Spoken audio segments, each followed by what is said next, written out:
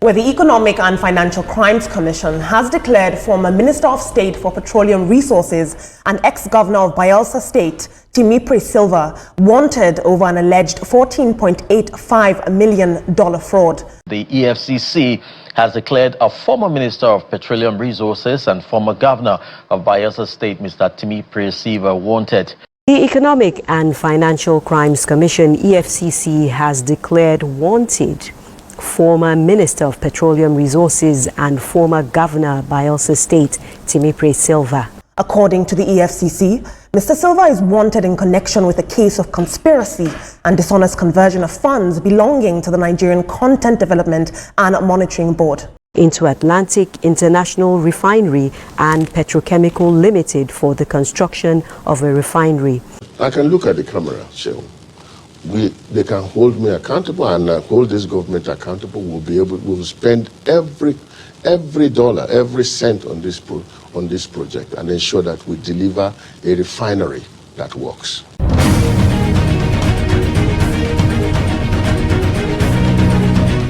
A wanted notice, a familiar name, and a silence that feels louder than words. In a country where political power often hides behind legal headlines, the latest move by Nigerian anti-graft agency, the EFCC, has left more questions than answers. Timipre Sylva, former governor of Bayelsa State, former Minister of Petroleum Resources, and one of the most powerful figures in Nigeria's oil politics, is now a wanted man. According to the EFCC, he's been hunted for allegedly converting $14.8 million meant for a refinery project. But this is not just about money. This is about timing, about silence, and about what the government is not saying. Because just a few weeks ago, Sylva's name was in the news, not for fraud, but for something far darker, an alleged coup to overthrow President Bola Tinubu, allegedly. His homes in Abuja and Bayelsa were raided by security operatives. The military later denied any coup attempt. Sylva denied as well any wrongdoing. And then again, silence, until the EFCC suddenly declared him wanted. So what exactly is going on? Why does this case feel less like justice and more like politics? And why does it seem as if the Nigerian government is not telling the full story? This is the untold truth of Timipre Sylva and the silence of the federal government.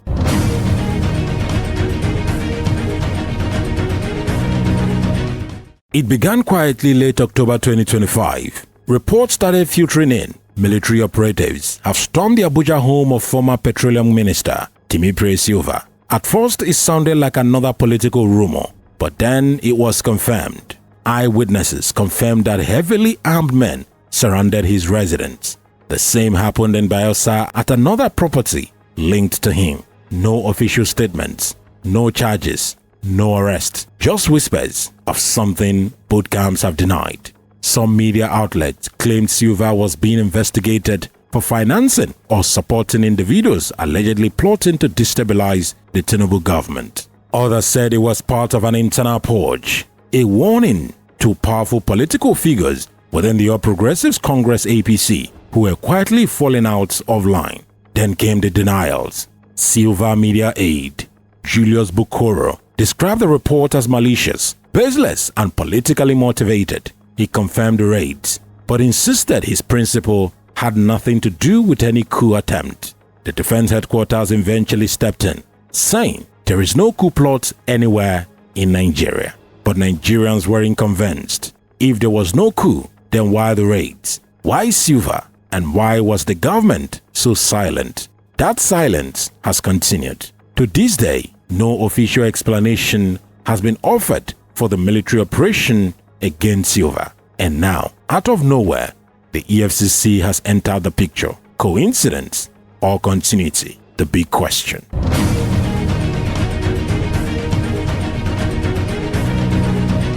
The EFCC statement came like a thunderclap.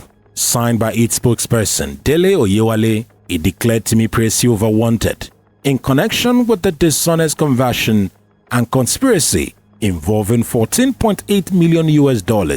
The statement alleged that the money was part of an investment by the Nigerian Content Development and Monitoring Board, in Atlantic International Refinery and Petrochemical Limited, a project linked to Sylva during his tenure. Now, here is where it gets even interesting. That refinery was meant to be one of the success stories of Nigeria's local content initiative, a project meant to empower the Niger Delta and reduce dependence on imported fuel. Sylva himself publicly launched the project years ago, surrounded by cameras, promising jobs and development. But fast forward to today, the EFCC says the funds for that same project were dishonestly converted. What does that mean exactly? No one knows. The EFCC didn't release charge details, no court filings, no documentary evidence, just brief statements that left more questions than clarity. Who handled the funds? When did this happen? Was Sylva directly involved in the company's financial operations? Another big question. We do not know. And the government again remains silent. This silence raises suspicion, not only because of the missing details, but also because of the timing. Why would the EFCC suddenly declare a man wanted years after he left public office and just weeks after he was linked to a coup rumor?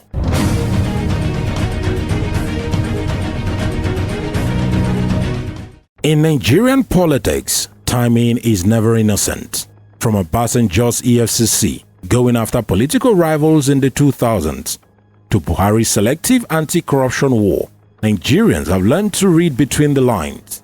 So, when EFCC suddenly goes after a man like Timipre Sylva, you have to ask, who benefits from this? Sylva was not just a minister.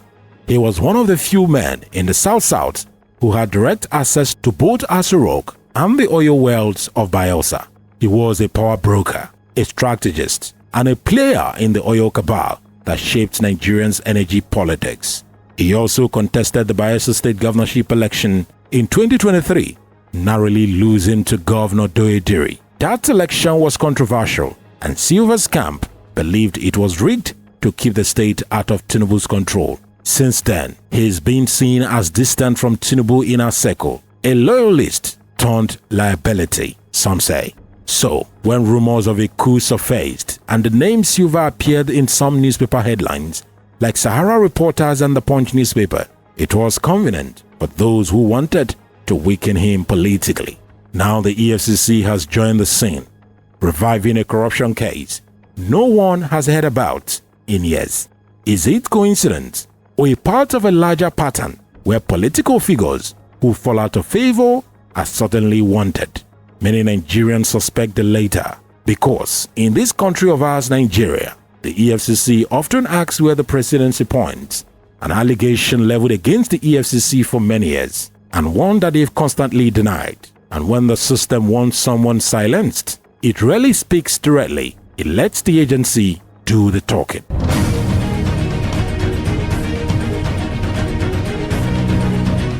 Here's what the government won't say, but everyone in Nigeria is thinking about it. This entire Sylva saga looks like a political operation disguised as a legal process. Let's consider the facts. There is no EFCC court filing available to the public. No evidence of any ongoing audit report linking Timipre Sylva personally to missing funds. No follow-up from the defense headquarters about why his homes were raided.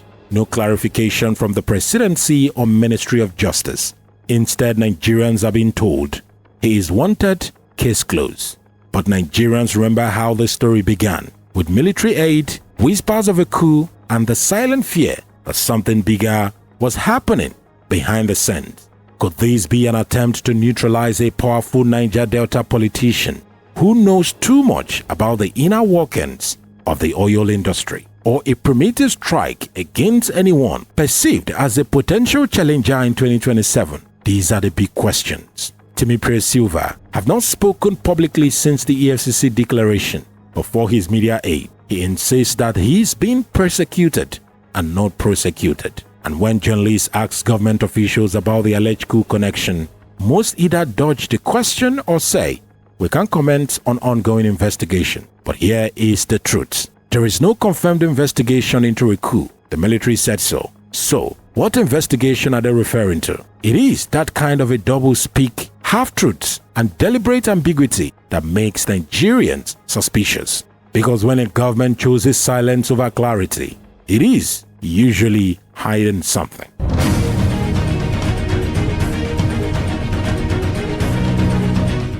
In politics, silence is strategy, and the Nigerian government's silence on Timipre Sylva's saga says more than any press release ever could. It suggests that this case is not about justice alone. It is about control, if you ask me. It is about who gets to speak and who gets silenced.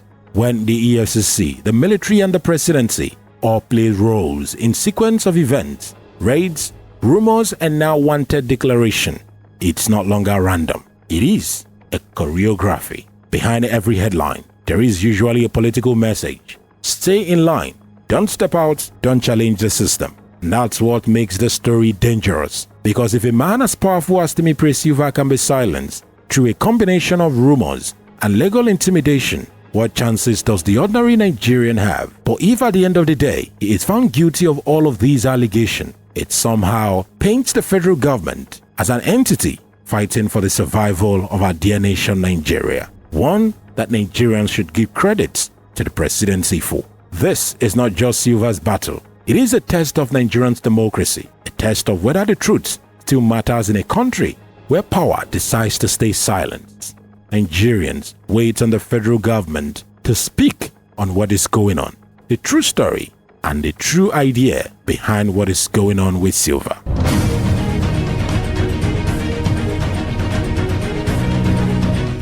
At the heart of this story lies one undeniable fact.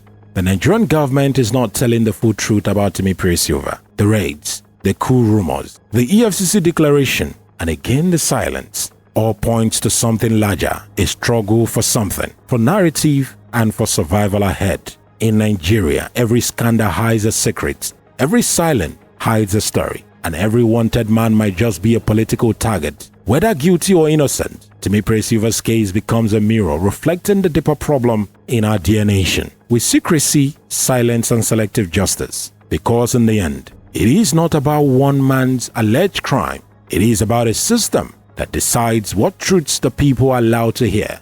And as history has shown, the truth always finds its way out, even from the shadows.